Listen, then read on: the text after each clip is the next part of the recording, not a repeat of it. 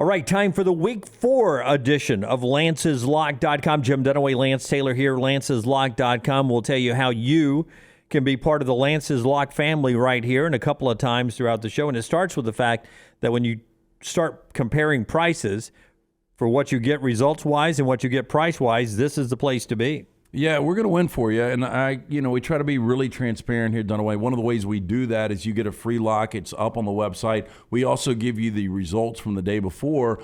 But week 1 of college football, we were 5-6. Week 2, we were 6-7. Not good enough. We have to get better. So week 3, we turned around with a 9-4. We followed that up 4-0 in the NFL. So we're coming off a 13-4 weekend. That's what we want each and every week at Lance's Lock. It's really simple. It's $90 for the entire month. You get everything. You get baseball. You get college football. You get the NFL, sides, totals, every single play, $90. Simple math, $3 per day. Try us out. Go to lanceslock.com to check it out. All right, let's roll with the early games. Notre Dame and Wisconsin early, right there on Fox, the big noon game at Soldier Field.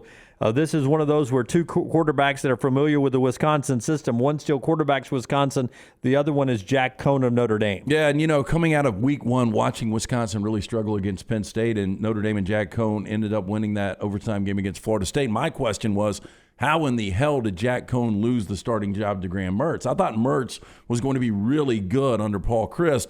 He's yet to throw a touchdown, Dunaway. You look at Wisconsin, they're sitting at 1-1 through 2 games, not throwing a touchdown. I know it's run first when it's Paul Chryst systems, but he's got to get better. They're a 5.5-point favorite for a reason. Notre Dame's offensive line has struggled. Cohn has been good, but this game being played neutral site in Chicago, I lean Wisconsin minus the 5.5. I feel really good outside of the fact that it's an 11 o'clock kick. You know how I feel about those games. By the way, Wisconsin 0-4 against the number versus ranked teams their last 4 out. All right, remember, we record this on a Friday afternoon. Check with Lance'sLock.com before the kicks to get the final plays. LSU, Mississippi State's the straight-out-of game day, 11 o'clock ESPN. This one has been, all week long as I've talked to you, too close to call. Yeah, you continue to bring this game up, and I continue to tell you how almost impossible this game is. Now, LSU straight up, and this is almost straight up when you're talking about minus 2.5. It's basically a pick.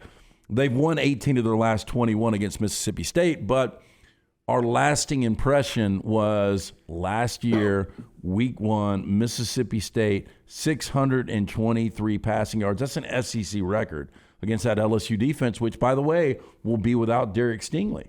Yep. So I do think it comes down to which quarterback plays better, Will Rogers, Max Johnson. I kind of lean LSU in the spot. I just think they need it more. I think it would be a statement game for Mississippi State. And Mississippi State, as I said, they're going to be up and down. They look really good against NC State, made multiple mistakes in that loss to Memphis. Now they're at home. They do have that advantage, but I think LSU backs to wall. I think this will be a really good game. I probably will not play this game, but I lean LSU. A lot of games in the middle of the day, and we'll get to those after you tell us again how you sign up for Lance'sLock.com. Yeah, really simple. Go to Lance'sLock.com. We're going to give you a free play each and every day. Just check out the free play, monitor it. If you like what you see, jump on board. Again, a lot of people out there playing a $100 game, you're spending $10 on juice. You think about a given Saturday, you're going to spend more on juice than you spend for the entire month of picks. $90 per month. You get every single pick, all sides, all totals, $3 a day. We're coming off a 13-4 weekend. We are going to win for you, Lance'sLock.com. All right, Clemson and NC State on the road in the ACC. We're waiting on Clemson's offense to explode. I don't know if they will, Dunaway.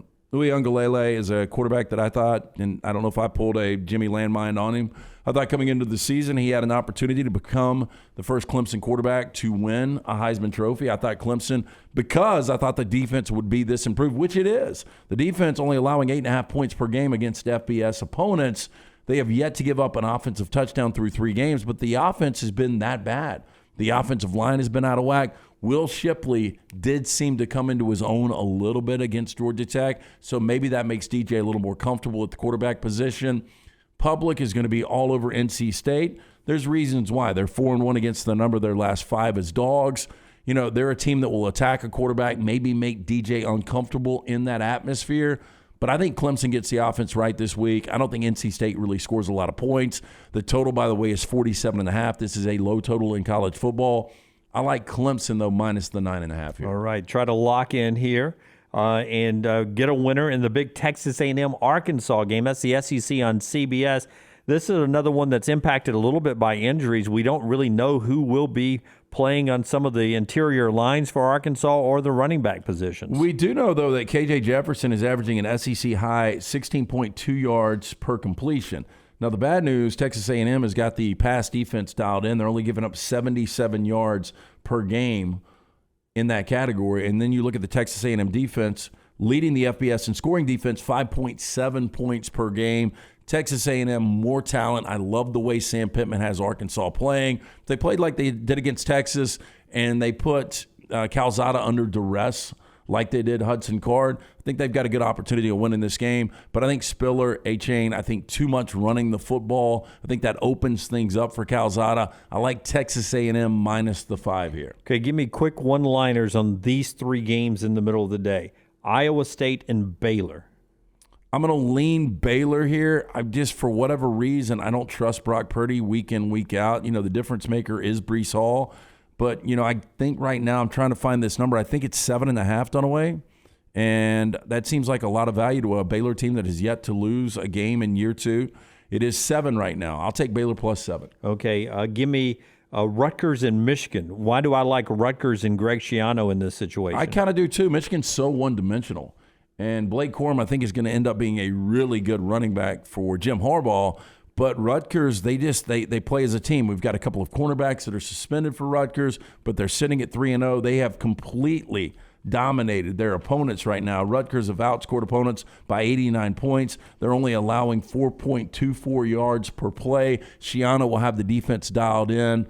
And McNamara is going to have to make plays for Michigan to win this game, at least going away. Michigan wins the game. I'll take Rutgers plus 20.5. You were the only person in America who tabbed the Roadrunners of UTSA as the best team in Conference USA. They play Memphis. This could be another statement game for UTSA. Look, Jeff Traylor's got this team playing well, and I think they've won 7 of 8 now, and Frank Harris is a really good quarterback that can do a lot of different things. Memphis is coming off this emotional high win against Mississippi State, a game they probably shouldn't have won. The problem is it seems like there's a lot of sharps that are playing UTSA right now.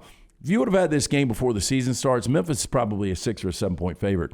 Now this number sits at 3. I do like the Roadrunners in this spot because Memphis is coming off that emotional high. I think UTSA is actually a better team. Calvin Austin, who scored 3 touchdowns last week, including that weird punt return against Mississippi State, that's the guy they got to limit. Okay, before we do the 2 night SEC games that we are focused on and one more big impact of the playoffs, tell us about lanceslock.com. Yeah, again, Dunaway, this is year 6. We've never had a losing year. We don't plan on having a losing year this year. Jump on board. We're coming off a 13-4 weekend where we were 9-4 on Saturday. We were 3-0 on Sunday. We were 1-0 on Monday night. We continue to win for you. Jump on board. $90 for the entire month. It's $3 a day. We give you a free play every day. Just check it out at lanceslock.com. I feel like most of America will be on Florida against Tennessee down in the swamp because of what Florida did to Alabama last week. Is there a play for Tennessee at all? It's sad because you and I remember when this was kind of the gateway, not only to winning the SEC East, but for maybe playing for a national championship back in the 90s. And now this game is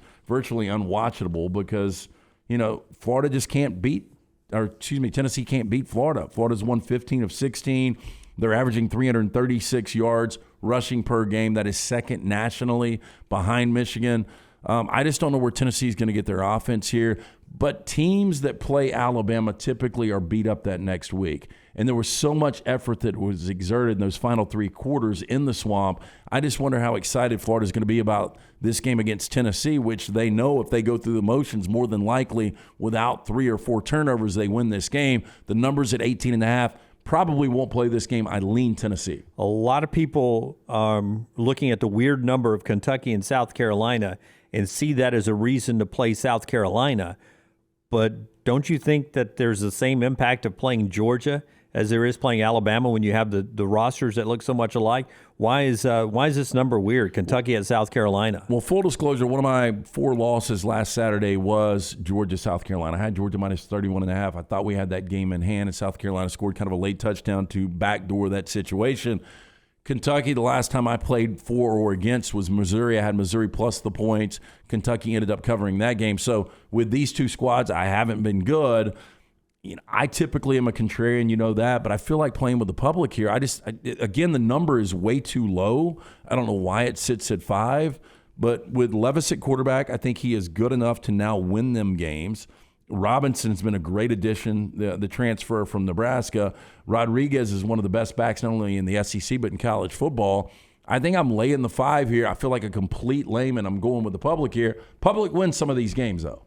Yeah, and finally, and don't forget, get every play at lanceslog.com. Easy on the website to sign up. West Virginia and Oklahoma is the primetime ABC game. And West Virginia, they held on and beat Virginia Tech last week to set up this impactful game in the college football playoff race. Can Neil Brown's Mountaineers, I got the T-shirt on, can they do it on the road in Norman? No, they cannot do it on the road in Norman. And again, much like some of these teams I've talked about, this is when Oklahoma, the offense starts to roll. And West Virginia, I think coming into Norman, they already know they've been beaten. We back West Virginia, won a stake against you last week. Lucky to do so because Virginia Tech had first and goal with under 3 minutes in that game to not only cover but actually win that game when it was a 20-point game in the second half. That's right. Letty Brown, really good running back. Daigie's a quarterback that's just good enough to win you some games. I like the defense. I didn't like the third down defense last week, though, against Virginia Tech, and I think that will be the difference. Spencer Rattler gets it rolling here. They're 5-0-1 against the number against West Virginia since 2014. I like Oklahoma. It's gone up to 17. I lay the points. I think they win this game by 28+. Lanceslock.com. Check it out. That's the Players Club for Week 4.